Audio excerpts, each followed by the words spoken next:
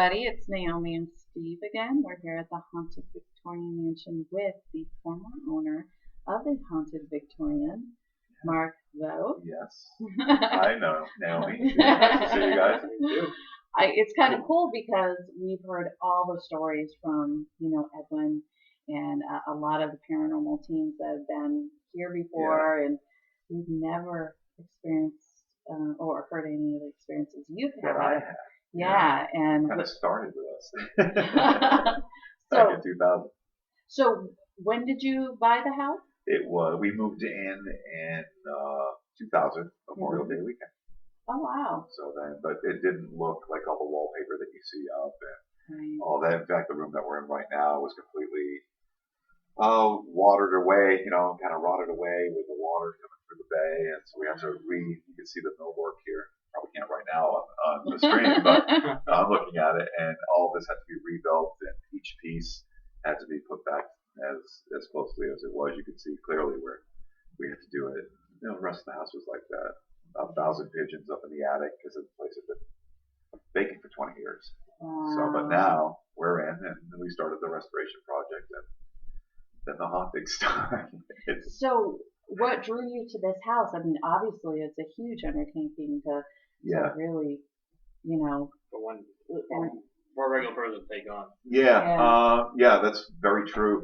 The house, it's one of those properties that just envelops you and chooses you. I think Yeah. it really does. And my ex-wife and I bought it because she wanted to open up a Victorian themed shop. She was from just south of London and had the whole British flair thing going. And then we moved in. And the two rooms downstairs when we first walked into the house were the shop rooms. Hmm. And from there, it expanded into tours, and but prior to Edwin and Lillian moving in, we had done.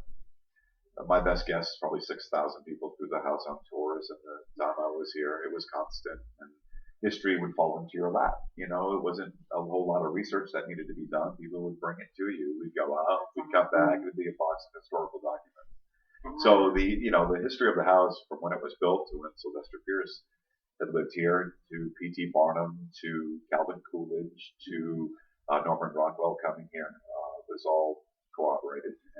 And the first Buick ever sold in Gardner was sold from this house. The first Studebaker ever sold was sold from this house. Wow. So it had run the gamut of the turn of the century, and the Pierce, two out of the three of the Pierce brothers had opened up horseless carriage dealerships, Hmm. and we have the bill of sale on the original car that was sold, the first Buick ever sold, we used as a delivery truck. But the hauntings started, very whimsical. It wasn't anything very scary, and I embraced it. And, once it gets out, then the paranormal teams want in, and we did many, many, many, many I investigations. know what you're talking about. What's that? We did many People do that? investigations, and we embraced it because we wanted to find out more. So we had an open mind.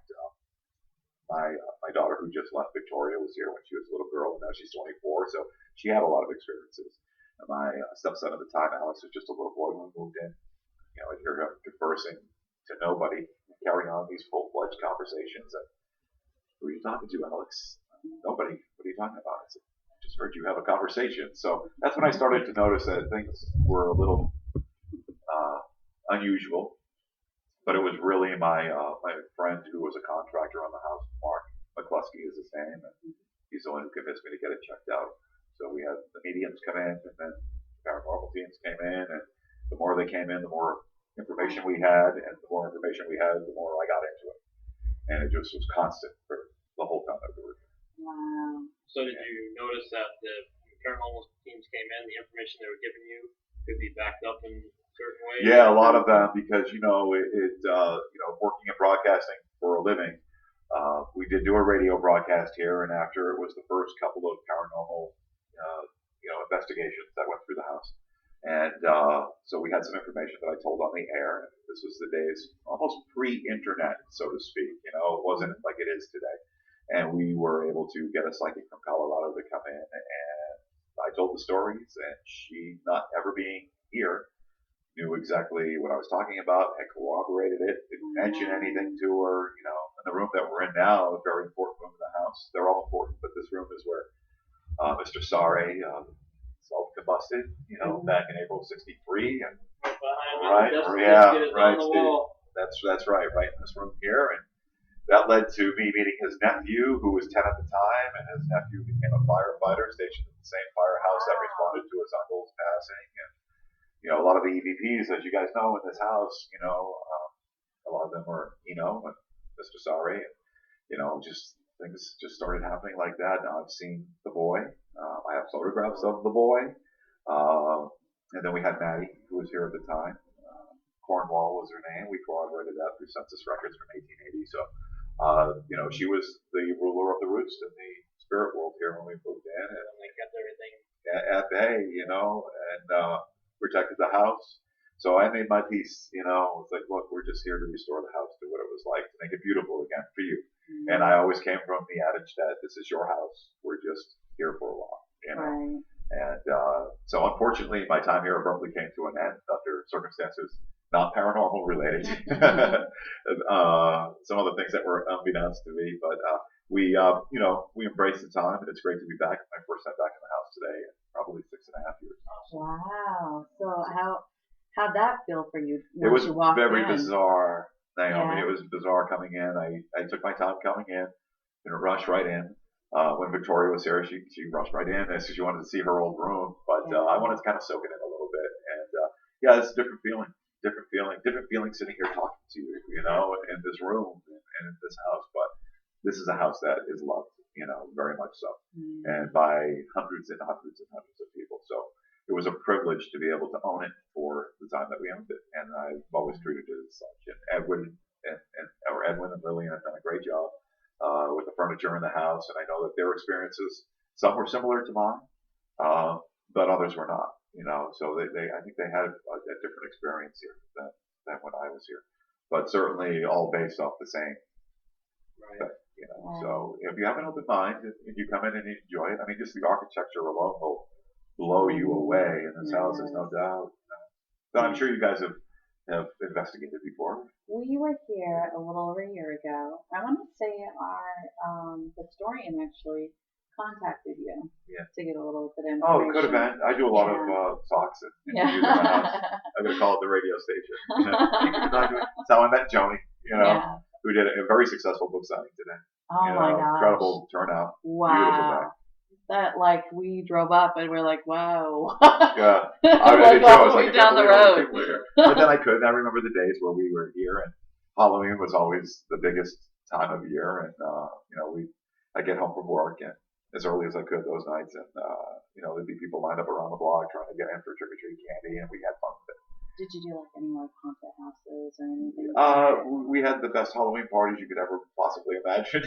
I bet. We turned it into, we set up a sound system in the room that we're in right now, and had some fun, and just really kind of embraced the whole experience of the house, because you do not get a chance to live this way. Right. It was like, I always say, it was like living in a movie. And from the minute you walk into the house, you're immediately transported back to 1875. Nobody ever painted the woodwork, thankfully, and it gives you a great idea. I had a lot of friends that came by today who really, haven't seen me and the time I've been away, and it's been great to see everybody, and kind of all those great memories came back. So, taking the great memories and keeping them with me, But paranormally, very active house. Yeah, there's no doubt. Definitely, it definitely is. Now, what was the very first experience that happened to you that made you realize, oh, we're not alone here? It was probably hearing things on the third floor when I was down on this floor sleeping, and you'd hear footsteps. Mm-hmm. The night before, I already knew, but meeting Bill Wallace that night, to me, is still, if people ask me, and I work in radio, so I work with a lot of music superstars from all the different eras, and I've been on more tour buses and backstage more than I can remember, and I've met some incredible people. But if somebody actually came up to me, and I actually had this conversation just before I sat down and talked to them, if there's one life experience that really stands out, what is it? And it would be the night that I met Bill Wallace. Incredible. Yeah, and it really, and I am honest when I say that, it was. No, I want to say that's actually in the book. It is in the book. Yeah, that chapter. Yeah. Yeah. Yeah. People remember things differently. You know, you can share the same experience Right. and remember it differently and come up with certain takeaways from it. But that night was incredible.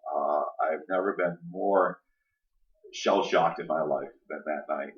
And when Bill came through the house for the first time and being on that tour, and we've toured this house a million times, like I said, but that night there was something that it's like that confirmed everything for me. Other than that, I would see Alex, or so I thought, if I was in the dining room, and Alex, you know, go clean your room. You know, over my shoulder, I could see him. You know, go clean your room because when your mom gets home, if your room's not clean, you know, you're gonna get grounded. You know, you don't want that to happen. So I don't know what you're doing down here, and I'm kind of talking to him over my shoulder, and I look back at the newel post. That's where a lot of things seem to happen. And it wasn't Alex. It was the boy would just appear, and it would be as real as Alex standing there, and Alex was indeed in this room. I actually have to.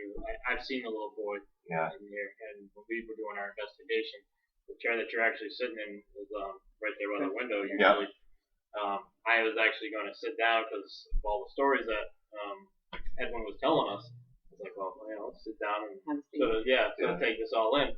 When I went to sit down, there was a little boy. I saw him from the waist down, swinging his legs. Yeah. To the point where I actually jumped back. He was that real to me. Yeah, he's like, oh, excuse me. Yeah. Anybody see that? When Dead Famous came in to shoot, and that was the first of the TV, the start of the TV shows. This is before Ghost Hunters, a couple of years before the original Ghost Hunters episode here. And they came over to shoot from the BBC. It's amazing how everything is like, this is the pinnacle of everything in your life when you live in this house. They were doing an interview, they were doing an episode on Betty Davis, looking for the spirit of Betty Davis. And they just thought because this house happened to be in the same area they were shooting, it would be a great time to come in and shoot in the house. And I remember getting the call. And with my ex-wife being British, I thought it was a friend of hers planning a prank, because how would you know about this house in the UK unless you knew Suzanne or myself? You wouldn't. And I thought it was a friend playing a prank. And they said, no, we're doing this thing on Betty Davis. And it was real. And they said, we know you don't have a connection to Betty Davis, but because we're in their area and we know about the house, we'd like to come in and shoot. And I corrected that on one thing. And the correction was, I do have something to do with Betty Davis because my grandfather was her chauffeur. Oh, wow. For the longest time. And that was my grandfather's claim to fame. So for them to be shooting that episode in this house, to come in and how everything wraps together and comes in a nice, neat package with a bow, it was like that. An experience like that would happen here a lot, But sound, too much more coincidental. You can't brush it off. You're right. It's not a coincidence. It's just too far fetched for it to be a coincidence. It's all nice and neat. Yeah, I mean, Betty Davis. Oh, my grandfather was her chauffeur, and you didn't even know that before you contacted me. So it all wrapped up. But on the servant staircase is where he saw the little boy kind of hiding there when he opened the door. And I remember that episode, and he was just so taken aback because it was run very similar to Ghost Hunters. They had their psychic, they had their scientific person, they had their hosts, and it was an amazing time. And then Ghost Hunters came in, but with the paranormal teams have gotten more information in this house. The divining rods, you might as well park a helicopter out in the foyer, because if you're holding divining rods, they spin like there's no tomorrow. So instances like that. But it was really, you could hear people on the third floor. You could hear a boy. You could hear doors opening and close. And when I did tours here, you could sense that something was going to go on. And, a door would close behind you that was wide open, and it wasn't the wind, Right. So a lot of that, and then I just accepted it. I said, well, great. I have the best alarm system in the world because nobody's coming in here. So it was a good time, and we continued to, I've moved on in my life, obviously, but I always get drawn back to the Victorian no matter what. So.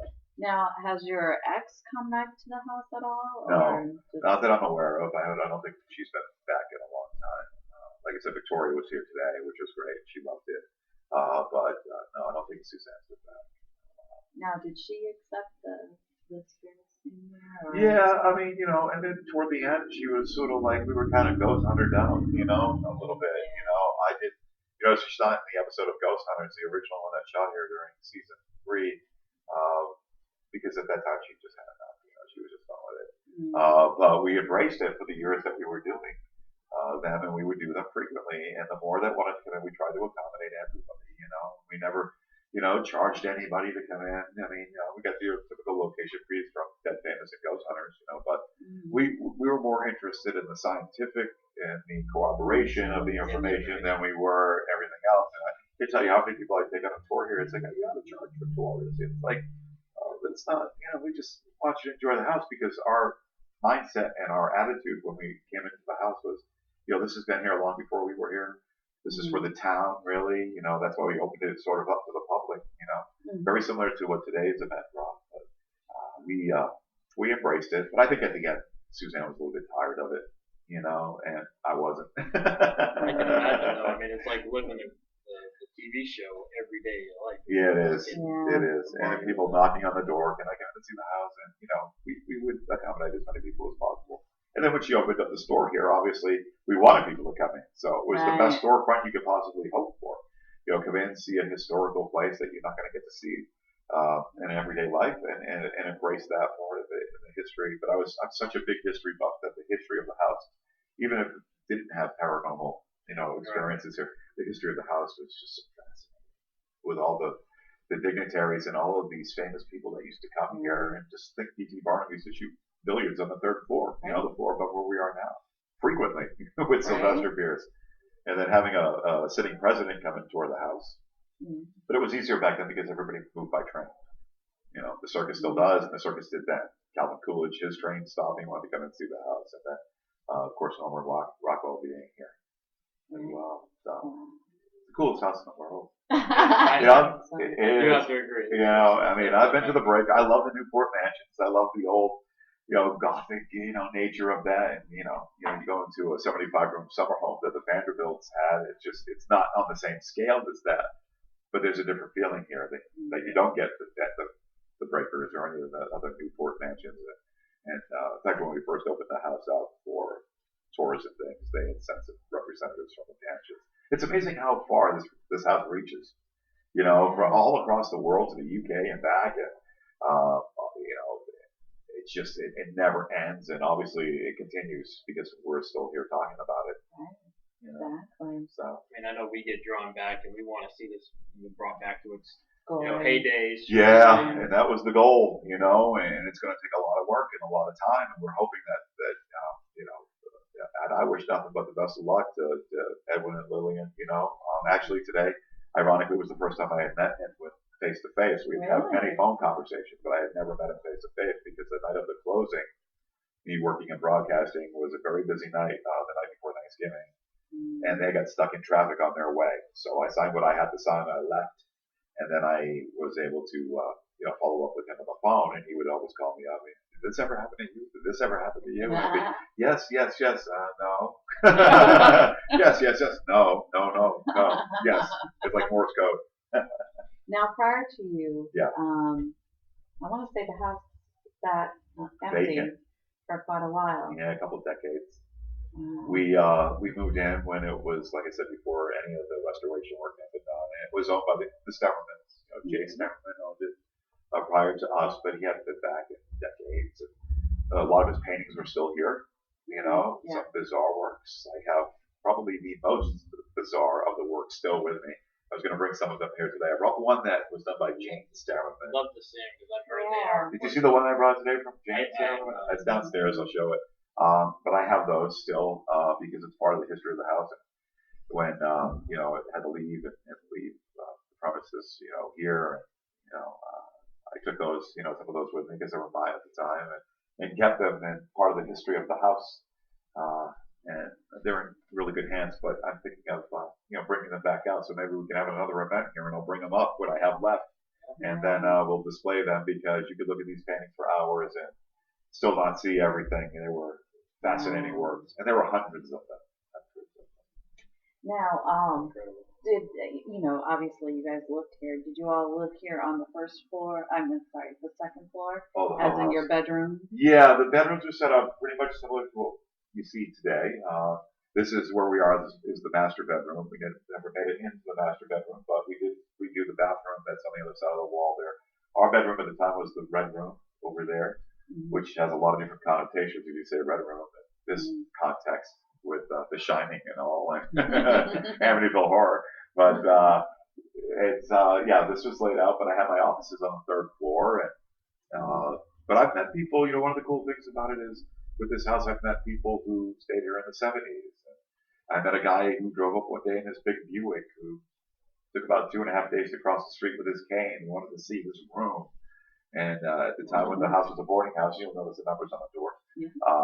He was here in the 30s, so the 30s, the 60s, and the 70s, and he'd gone through these boarding house, even the latter part of the 50s, because Mr. Sare in this room, this was his room, and he was here from like probably 56 until he passed away in 63, somewhere around there. So yeah, it's great to meet people who did rent rooms here. It's great to meet people who had this experience with this house. Kind of puts the puzzle pieces together. It sure does, because you just the effort it took and the energy it took to build this house. A lot of that's still here, I believe. You don't throw this house up in a couple of days with power hammers and No, this was built like love and care. Absolutely craftsmanship. And with Mr. Pierce being as knowledgeable as he was about the woods, he only picked the finest. So as you can tell. Yeah, the woods. Actually, I mean, there's definitely some of the woods in here, but like the kitchen. Oh my gosh! Yeah, the pantries alone, it's all original. I just thankful that nobody ever came in. Yeah, definitely. It's just so magnificent. Definitely. It is a gorgeous place. I mean, and it's backed up with all the books that were written. I mean, with Joni's book today, and Tom D'Agostino and Karen Fossey has mentioned it in books, and I saw another Victorian book today that I had never seen before. And it was great to see all these people and all the interest in sparked magazine articles, newspaper articles, and the radio broadcast that we did here, and bringing us back to the old radio days, the War of the Worlds, type of feeling. And I'll tell you, when we did that first radio broadcast on WXLO back in 2002, here, 12 years ago. The interest was huge. There were so many people late for work in this northern Worcester County section. And people sitting in their cars waiting to hear what would happen the day that we did the broadcast and the stories and how much information came out from there. And of course, Joni was on the air with me last weekend, with my Sunday morning talk show. So it's cool. It's cool to be back. It's a different feeling. It's definitely very, very, I wouldn't call it strange because it's not a strange feeling because I've been here so often, but lived here. But today, more of a adrenaline rush, almost. You could feel that tingle when you walk through those doors. Stepping back in time, probably. It sure is. It sure is. Yeah. I love it. And I'm glad you guys took an interest in it. And so that, the legend can roll on, Oh, definitely. It's funny because, people always ask me, about what's the latest and greatest in our paranormal stuff that we're doing.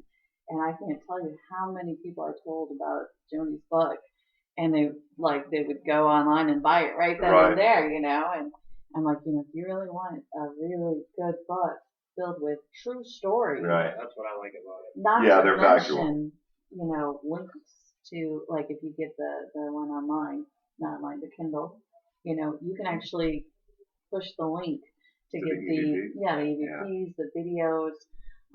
And she has so many pictures and different things in the the regular book as well. It's awesome book. I mean, and perfect for Halloween. Yeah, it is. And that's the best time to be here. There's no place like the Victorian and Halloween. Halloween was the whole month. It wasn't just the 31st of October here. It was the whole month. I mean, this was it. The place to come to, and the original Halloween parties that we had here, and everything that went on. We did have some incidents during Halloween parties. I still have a friend who, Mary Knight, who does middays on WXLO. She was here at one of my Halloween parties, dancing in the room that we're in right now, and having a great time and experiencing things. Could not find her cell phone to this day. It's been missing, and she had it with her, and things would disappear. We put tools down, and find them 2 weeks later in another room, because you guys have been through this house. You could not go into rooms for months on end here. There were so many, but we were always throughout the whole house. So she asked me, she goes, if you find my cell phone, can you bring it back to me? So the house has a far-reaching reputation. And you know what? It started with us, and it continues, It actually started way before us, but we were the ones that brought it into the modern life with the modern technology, because up until that point, there weren't even any cell phones that were part of the group of people that are together trying to raise the funds for the? Well, I've just been recently made aware of the group, so no, not officially, but certainly this property, even though the deed is changed to Edwin and Lillian, doesn't mean that I'm any less interested in this house. So, and I told a couple of the women that were involved in the group that, whatever I can do to help out, I'd be more than happy to contribute. Because you live here, you move on. You move, and it's always a part of you. And still, people to this day, I'll be walking to and from the radio studios in downtown Worcester, and people will come to me and say, "Hey, just saw you in Bill Centers again." I'm like, "They're still running that? They're still running that show?" Because I know they've been back. You sure it was? No, it was you. It was you. Like, yeah, I remember that. So it's great, and it's just really, if you appreciate it and respect it, then I don't think you really have any worries. And I was kind of wondering what was going to happen when I got here today. I didn't know if, oh my God, he's back. And they're probably, that's why they're like, yeah, that's the guy. That's the guy. So keep looking behind us. Yeah, really. But it's fun. People who don't believe in it, well, that's their prerogative. However, I can tell you that it's real. I mean, sitting here talking to you both today, it's real. I mean, I have experiences. I have evidence. I have EVPs. Explain those away. You can't. Explain photographs that we have. Explain instances that have happened here. Explain the sounds, the doors opening, the closing. I mean, the night before we did the actual radio broadcast here at WXLO, back in 2002, I honestly thought somebody was coming out their big quad work boots up the stairs. I mean, the footsteps were so loud and so real, and there was nobody there. My ex-wife heard them too, and she opened the door to the third floor. "Are you coming down?" I said, "No, who's coming up?" It's like, there's nobody. We're looking at each other, and there's nobody there. And then doors would open and close, lights would go on, children, you can hear them, laughter. And I just got used to it. And people are like, "Oh, I can't believe you stayed in that house. How could you live in that house?" It's like, because it's reality at this point, there's no, this isn't because we were drunk. I don't even drink, it wasn't even anything to do that. It was just, you accept it or you don't accept it, and I think if you run scared, it's like a dog, if the dog knows that you're afraid, they're going to try and get in your head. I wasn't afraid. I embraced it. I made my peace.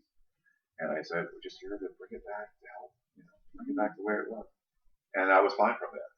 And I always felt comfortable. There wasn't anything that I really ever had. I was like, the ghost voice playing on the third floor again. It's almost like those experiences were made for you to experience. I agree. I totally agree. It's almost agree. like an honor to actually have something happen. I agree. It is an honor to have something happen. And, but, it depends on how you look at it. But really, it's a reflection of your attitude in life, and it's a reflection of, and I did notice that a lot of people, when I was raised Catholic, I can say I'm not really a practicing Catholic, sorry, but I'm not, it's like I was raised Catholic. My father was a couple of weeks away from being ordained and left the seminary, or I wouldn't be sitting here. Maybe I would be, but I don't know. But, I notice a lot of people who are the detractors saying, "Oh, it can't happen," also believe in the biggest miracles ever told in book story form, the Bible. And I said, well, you can't believe in that and not believe in this, because that makes you a hypocrite. And, nobody really likes a hypocrite. So, I think the Vatican knows that they're dealing with otherworldly powers, because they wouldn't have a unit that just deals with that, and they do. They might not publicize it a lot, but it's really demonic possession and stuff, and we're not talking that's what happened here, because that's never what happened here to me. But, they're looking at, casting out the evil. So they have specialty priests who do that. So they obviously know. And so people who don't believe should believe that anything is possible. Definitely. Yeah, absolutely. When do you guys get back and investigate? Well, when they'll let us. when they'll let us. We would love to investigate it again. I always have my recorder on. I was going to do some EVP work today, and actually, while I'm sitting here talking to you, I think I'm just going to, I think I might roll some, and see what happens. I'm very good friends with Cara Fossey, and I love the work that she's done here, and she has really been able to. I'm going to set this recorder down, and let me get my other one. I have like 5 5. When you work in radio, you got like 5 recorders on it. You know what I mean? So I'm gonna use this one. I'm gonna just set it down here while we're recording and see if anything comes up. Thank you for reminding me. I forgot. Me too. I'm not talking to. It's just, I mean, even just to experience something is unreal in here. So I mean, I say unreal, but I mean it's like exciting. So it's very exciting. I'd rather have something happen to me, even if my recorder's not going, because I love those personal experiences. Oh yeah, when you experience it firsthand or hear them, like we were setting up last time when we were here. Getting ready for these in August 22nd, I think it was, preparing for these interviews that we did last time, and you could hear something dragging upstairs, and we were literally the only people we're the from only this two that were allowed on the floor, so yeah, I was like, okay. Yeah, there is stuff that goes on here that you just cannot explain away, and I think the people who try to are in denial, very much so. You definitely don't believe, and you have the opportunity to check this place out. Now, I'll be respectful. Yeah, definitely. Yeah, that's the most important thing. Now, a lot of people have different visions on what they would like to see this place become. What would be your ideal? Well, I would think it to come back to I mean, it's going to take a lot of work. There's a lot of, water is the greatest thing on the earth, but it's the most destructive thing too. And by fact, you can see the water damage in the house. And I think, that has to be done first. It's going to take a lot of man hours. It's going to take a lot of effort. It's going to take a lot of money, unfortunately. But eventually, I would like to see the place. There's so much public interest. It's something to do with the public. People say, you should do a bed and breakfast. Well, maybe you could. We opened up a gift shop. But I think if you did a bed and breakfast, it would be a pretty good way to do it. But something that the public is still going to be able to come in and experience, almost like a museum. And whether that be a bed and breakfast or a restaurant, I don't think a restaurant would work here. But I would think,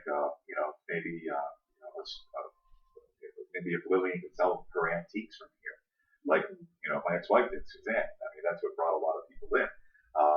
They really wanted to see the house, but it was fine. But we're hoping that that's what I would like to see, to where it doesn't disappear, it doesn't go away because of the weather, because of what needs to be done to secure it or against the elements. Something that the public is able to experience. Because if this place ever goes, you just don't ever see it again. There is no other place there. There are beautiful houses in Gardner, a lot of great big old houses, but this is different. This place is Second Empire style Victorian to the T, to the max, as big as it gets. Scarier than the Psycho house or the Addams Family house or something. William Wallace said it best. Yes, William Wallace did say it best. Yeah, definitely. He did say that. It definitely is magical. It is. It definitely pulls a lot of people. I've heard so many people talk about how they're just pulled to it. Yeah. Of course, like Bob Pfeiffer, he was talking about his experience that happened here. I don't know if you met Bob Pfeiffer. I may have today. I'm not sure if he was here or not. Well, he's the one who does whatever. But he stopped investigating because of his experience he had here. That it really jarred him. Yeah, definitely jarred him. But yeah, it's funny. Last time when we went to yeah, because it's like that line in Al Pacino did in the last Godfather movie. Every time you try and get out, they pull you back in. Right. Well, that's what this house does, and this house chooses you. It really chooses you, and it does. There is what William Wallace said. It's magical. It is magical. There's magic that happens in this house. You can define that in a million different ways. But I know the magic that this house can bring, and the joy it brings to a lot of people too because of it. Yeah, I would think that the town of Gardner would take a huge interest in trying to help restore this place, considering the location. Yeah. It's like a landmark. We moved in, exactly. and they were all for it. But it's your money. You know Yeah, what I mean? Right. But whatever we needed, they were there. So the town was incredible to us when we first moved in because here's this incredible property that I mean, you come to the South Garden Hotel. If you're not working here, you're coming to the South Garden Hotel. If you're not going to the South Garden Hotel, you're coming to the Victorian. Or you're going to the variety store up there. But everybody goes to the variety store. It's good for business. The Victorian's good for business. It's good for business in the town. Because if you think about all the notoriety that the shows like Ghost Hunters have brought, and people say, well, that's negative notoriety. It's not negative notoriety. That's how you choose to view it. It's not. In reality, it's great, publicity for the city. So, and celebrating one of the most incredibly accomplished businessmen that the city has ever known. Exactly. And Sylvester K. Pierce and what he had to go through and how he came from nothing and how he was one of a dozen or 13 children who was so poor he had to go live with his sister and her husband who had purchased a farm and then became a journeyman in the carpentry trade and then ended up by being the owner of the store that taught him his trade, which is still an amazing story to me. And by taking that business and really solidifying himself. He made it one of the most worldwide, renowned furniture. Oh, no doubt, no doubt. This is where the furniture came from, and we want to talk about, expert craftsmanship. It comes from this town. They took their wood very seriously, their woodworking very seriously, and you see how much furnishing, or how many furnishings the town had brought to all of New England and New York and Boston. I don't know Boston part of New England, but New York. New Hampshire and all the surrounding towns overseas being shipped all of his work and the horses were here, that would draw his goods to the ports in Boston. I mean, this is 1875. This is, if you think about it, it's within 10 years of the Civil War ending in that area and just everything that it's been through since 1870. Look at all the history that's happened since 1875.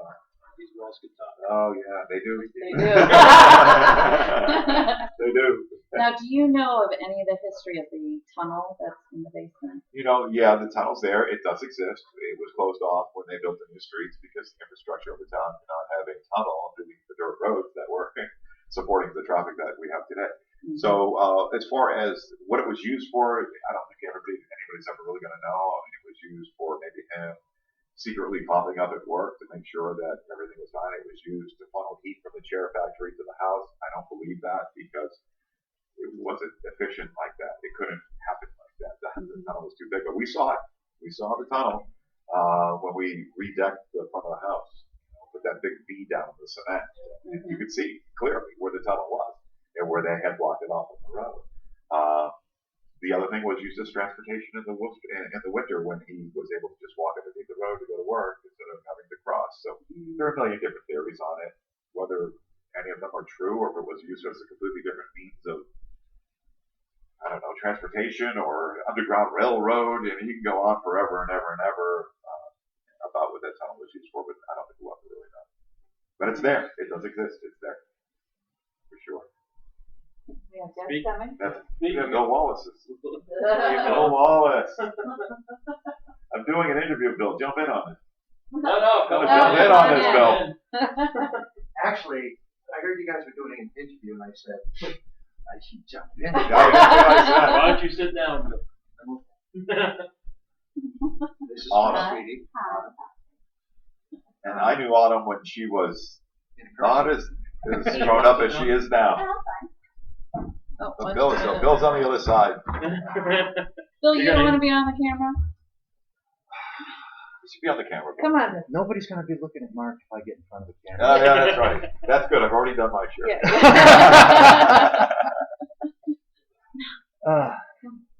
Come on over. I could, or you can come on this one. There you go. I'll sit in that chair if you sit on the line. I can only say that because Steve is here. If he wasn't, I would never, ever say that. No, I'll move here. You move there. Look at that. Oh. There we go. No, you gotta get in there. I'm not in the camera. You gotta get in the camera. That's awesome. There we go. There we go. Gandalf doesn't do technology. So, Yeah, Gandalf never had anything to do with computers.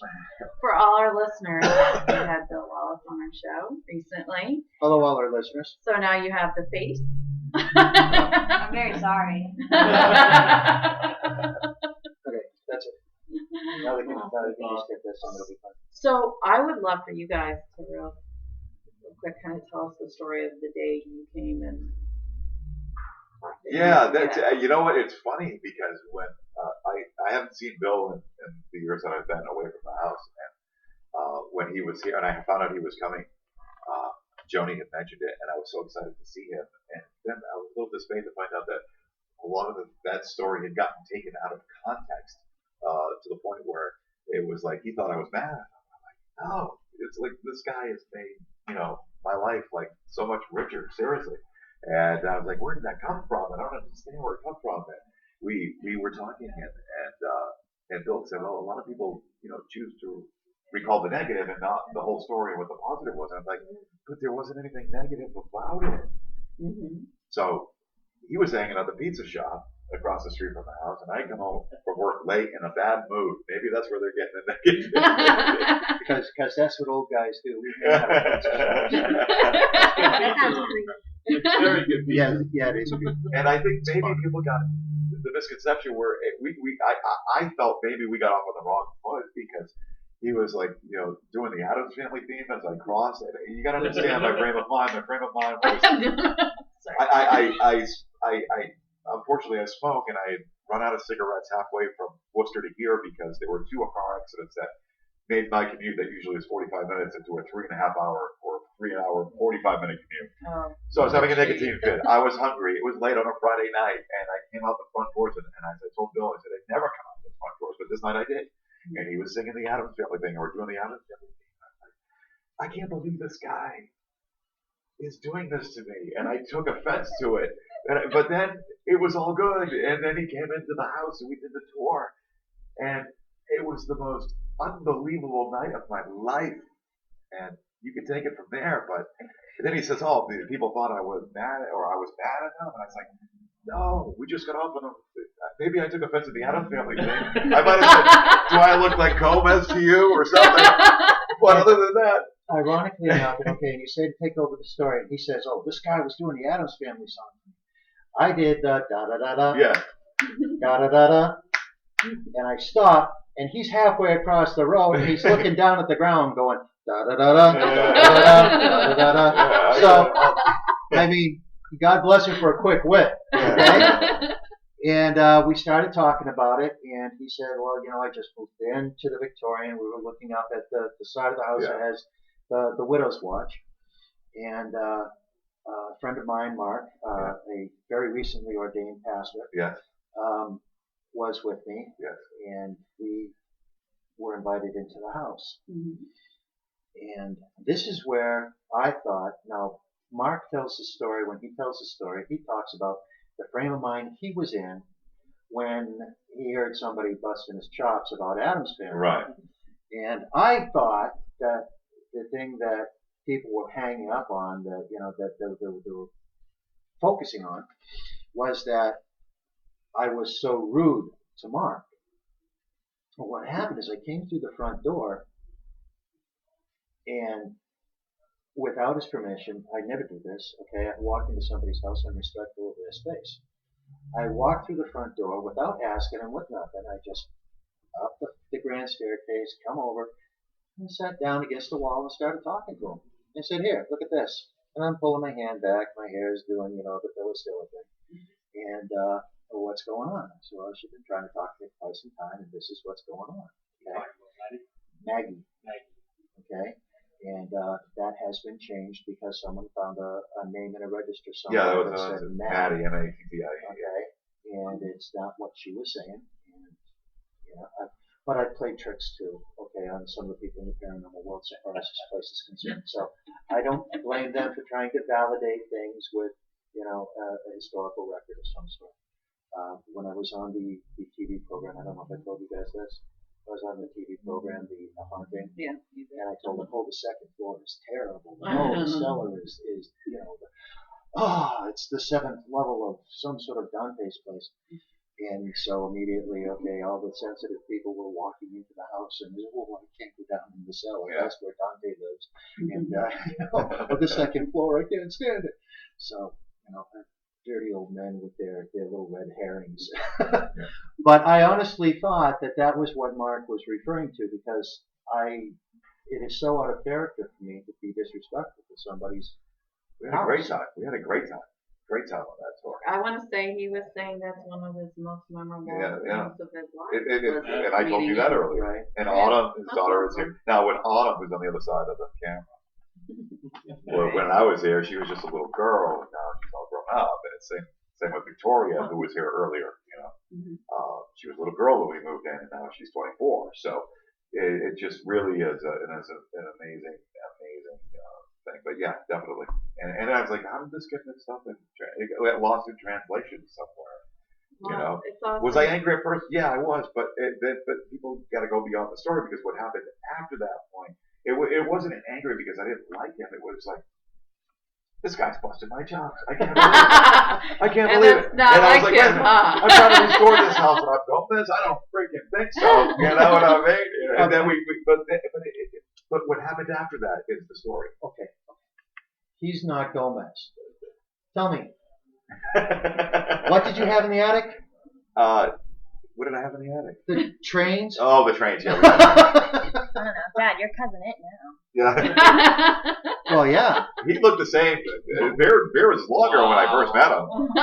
He hasn't changed, which is great. I love to see that. Yeah, when you get so old and they stop renewing the lease. You get stuck with what you got. But I am amazed at the distance that this journey has been with Mark and I and with our families. Yeah. Okay. As I said when I first came in here, Autumn. Okay, my beautiful 18-year-old daughter was in a car seat. Right. At that time, and I wasn't 18 in a car seat. Let's just clarify that right now. Because the way you said it, it was just like, my beautiful 18-year-old daughter was in a car seat. Back in the day, Autumn. There was no pause. It just flowed too well. Back in the day. you know, I keep waiting for her to outgrowing that, but she's always going to be like jumping on Dad. I'm just making sure they can't see me. I don't want them to think I'm like in a car seat with a bike helmet on or something at 18. It'd be like that little girl on the show who's this tall and she walks across picnic tables. What? That's another. You had to be there. You had to be there. It's called Freak Show, and the smallest woman in the world is in the show Freak Show, and she could fit in the car seat. And that went way too far afield. All right. Okay. Yeah. Okay. Yeah. All right. So I keep waiting for you to outgrow that one thing, and I'm never going to outgrow this arbitrary statements thrown in from nowhere. It's a dad's privilege. Yes, it is. Definitely. So now you two have built a friendship off of this home. Yes. Right. Which is awesome. Well, it's an unusual relationship because I didn't follow Mark through his life while he was here. I didn't. The event is wrapping up, so We came to the marriage, the wedding ceremony. Yeah, the Everybody wedding. was out on the front. I looked at tents and everything like that. It was beautiful. I stopped in from time to time to saw Suzanne because of the business I was walking in. Yeah. Talk a little bit. Oh, the Halloween And party. you were never here because you were off working all the time. You know, you had this a wonderful career going, and we drifted apart. Yeah. You know, our families drifted apart as well. And this book signing, the events that have led up to this happening have been Incredible. just incredible. Yeah, truly incredible. You always come back. It always comes full circle. So today is pretty special for you guys It to is. come together. With Well, Joan- it is. I'm not getting a tattoo, but I mean, yeah. Yeah. I agree with you on the tattoo. Look, hang on, you hesitated a little bit, like, oh, darn it, like I scheduled us for right after it's done.